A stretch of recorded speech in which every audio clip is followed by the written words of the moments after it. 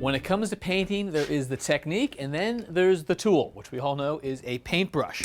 And if you've ever walked the aisles of the home center, you also know that there are a lot of paintbrushes on the shelves. So to help us pick the right brush, we've got a professional painter, Jeff Young, with us. Jeff, let's talk about which brush we grab for what project. Well, it depends what you're painting with. There's an oil-based paints and there's water-based paints. Okay. For oil-based paints, I generally prefer to use a Chinese bristle brush. It's a natural bristle. It's actual animal hair. And why do you like that kind of brush? Well, they're very soft.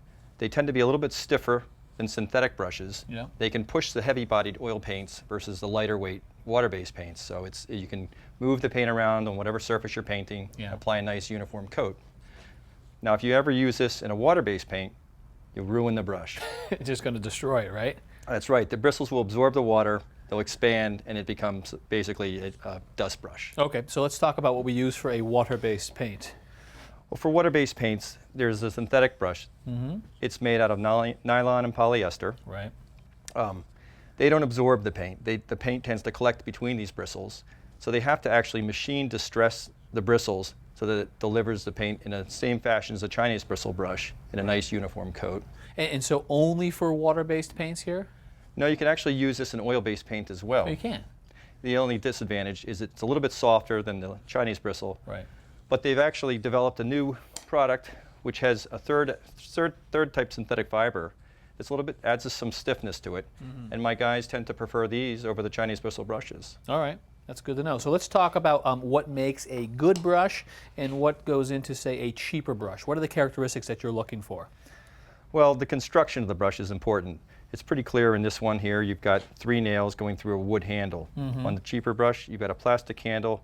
The metal ferrule is simply stamped onto this plastic handle. So it's in use, it's going to loosen up. And I've actually had these fall off while I'm painting. Really? All right, so you're looking for a good, well-affixed ferrule. That's right. Yeah. Also, the bristle quality is going to be an important thing. If you can open the brush up in the store, feel the tip. It should feel nice and soft.